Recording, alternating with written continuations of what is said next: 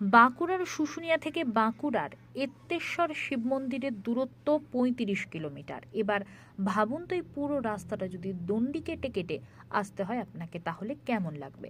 শিবের ভক্ত মহাদেব গোস্বামী এই কাজটাই করছেন। শ্রাবণ মাসে ভোলানাথের মাথায় জল ঢালতে শুশুনিয়া থেকে এত্তেশ্বর শিব মন্দিরে যাচ্ছেন দণ্ডি কেটে। মহাদেব বাবুর বাড়ি বাঁকুড়া জেলার সারেঙ্গা ব্লকে। শান্তির বার্তা বুকে পিঠে নিয়ে এই কাজ করতে চলেছেন তিনি। শ্রাবণ মাসে দেবাদিদেব মহাদেবের মাস। সকাল থেকেই বিভিন্ন শিব মন্দিরে উপচে পড়ে ভক্তদের ভিড়।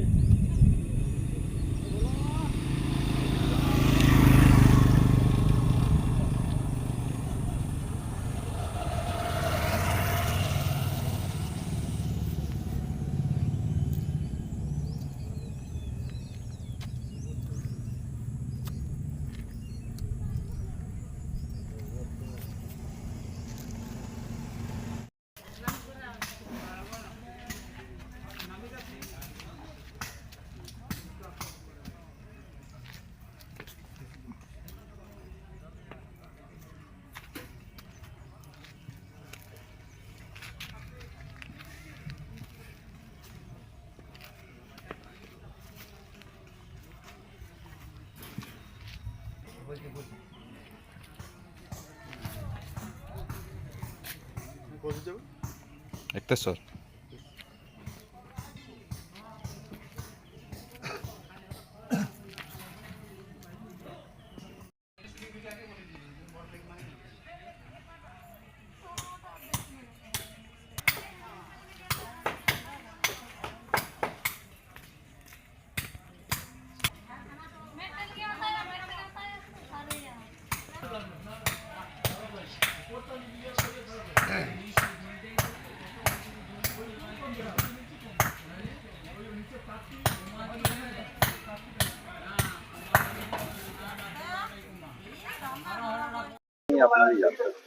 আমি যাব সবাই দেশের বন্ধু শত্রু মিত্র যে যুথায় আছে সবাইকার জন্য বাবা বাবা এক্তেশ্বরের কাছে আমি প্রার্থনা করতে যাবো, যেমন যুদ্ধ ফুদ্ধ কোনো কিছু না, যেমন শান্তি সবাই সুখ শান্তি থাকতে পারে, এই বার্তা নিয়ে আমি যাচ্ছি।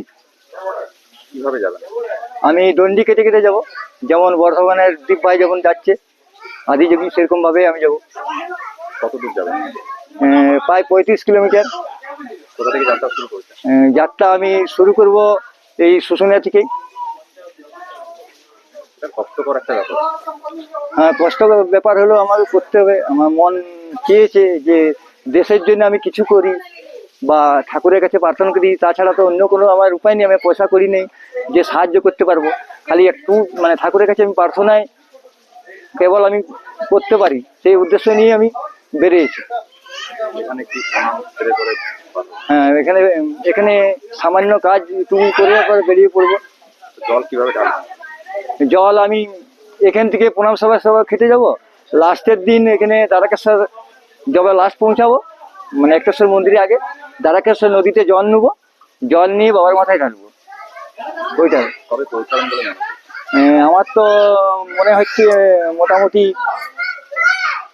ওই রবিবার দিন হতে পারে, তার আগেও পৌঁছাতে পারে স্যার, আর মানে সোমবারও হতে পারে, বলা যাচ্ছে না, আইডিয়া নাই তো। ৩৫ কিলোমিটার আমি গড়ে 7 কিলোমিটার করে পার ডে আমি ধরছি হিসাবে, তাহলে 5 দিন। 5 দিনের মধ্যে পৌঁছাবেন? হ্যাঁ, 5 দিনের মতো, তাও কমও লাগতে পারে। আমার বাড়ি হচ্ছে বাঁকুড়া, আমাদের বাঁকুড়া ডিস্ট্রিক্টের সারেঙ্গা ব্লকের অন্তর্গত। আমার গ্রামের নাম হচ্ছে নিবিড়া, গড়ে